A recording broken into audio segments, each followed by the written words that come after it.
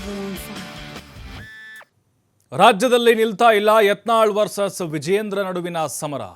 ಮತ್ತೆ ಯತ್ನಾಳ್ ವಿರುದ್ಧ ಸಿಡಿದೆದ್ದಿದೆ ವಿಜಯೇಂದ್ರ ಟೀಮ್.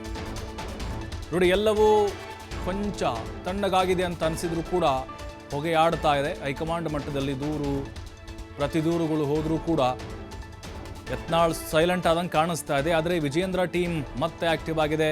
ದಾವಣಗೆರೆಯಲ್ಲಿ BYV ಟೀಮ್ ಶಕ್ತಿ ಪ್ರದರ್ಶನಕ್ಕೆ ಸಜ್ಜಾಗ್ತಾ ಇದೆ. ರೇಣುಕಾಚಾರ್ಯ ನೇತೃತ್ವದಲ್ಲಿ 7ನೇ ಬಾರಿ ಸಭೆಯಾಗಿದೆ.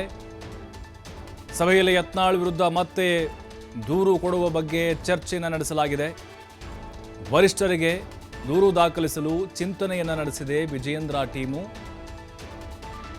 ಈಗ ಯಡಿಯೂರಪ್ಪನವರ ಹುಟ್ಟುಹಬ್ಬದ ದಿನ ಅಂದರೆ ಫೆಬ್ರವರಿ 27ನೇ ತಾರೀಕು ದೊಡ್ಡ ಮಟ್ಟದ ಸಮಾವೇಶವನ್ನು ಮಾಡಬೇಕು, ಶಕ್ತಿ ಪ್ರದರ್ಶನ ಮಾಡಬೇಕು ಅನ್ನುವಂಥ ಪ್ಲ್ಯಾನ್ ಕೂಡ ಹಾಕ್ಕೊಂಡಿದ್ದಾರೆ.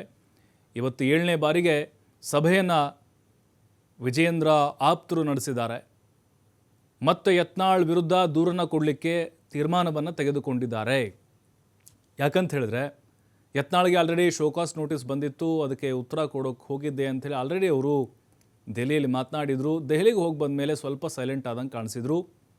ಆದರೂ ಕೂಡ ಆವಾಗವಾಗ ಮುನಿಸನ್ನು ಹೊರ ಹಾಕ್ತಾನೆ ಇರ್ತಾರೆ ವಿಜಯೇಂದ್ರ ಮೇಲೆ. ಹಾಗಾಗಿನೇ ಇದು ಹೀಗೆ ಬಿಟ್ಟರೆ ಮುಂದಿನ ದಿನಗಳಲ್ಲಿ ಮತ್ತೆ ಅವರು ಸಿಡಿದೇಳಬಹುದು ಅನ್ನುವಂತಹ ನಿಟ್ಟಿನಲ್ಲಿ ಯತ್ನಾಳ್ ವಿರುದ್ಧ ಮತ್ತೆ ಸಮರವನ್ನು ಸಾರಿದ್ದಾರೆ. ರೇಣುಕಾಚಾರ್ಯ, BC ಪಾಟೀಲ್, ಕಟ್ಟಾ ಸುಬ್ರಹ್ಮಣ್ಯ ನಾಯ್ಡು ಎಲ್ಲ ಅವರ ಭಿನ್ನರ ಒಂದು ಬಳಗ ಏನಿದೆ, ಸಭೆ ಮೇಲೆ ಸಭೆಗಳನ್ನು ನಡೆಸ್ತಾ ಇದ್ದಾರೆ. ಈಗ ಅವರು ಸೈಲೆಂಟ್ ಆಗಿದ್ದಾರೆ. ಇವರೀಗ ವೈಲೆಂಟ್ ಆಗ್ತಾ ಇದ್ದಾರೆ. ದಾವಣಗೆರೆಯಲ್ಲಿ ಕೂಡ ದೊಡ್ಡ ಮಟ್ಟದ ಶಕ್ತಿ ಪ್ರದರ್ಶನಕ್ಕೆ ಮುಂದಾಗಿದ್ದಾರೆ. ಅಂದರೆ ಇದು BSY ಮತ್ತು ವಿಜಯೇಂದ್ರ ಅವರ ಬಲ ಪ್ರದರ್ಶನ ಅನ್ನುವಂಥ ಸಂದೇಶವನ್ನು ಕೊಡ್ತಾ ಇದ್ದಾರೆ.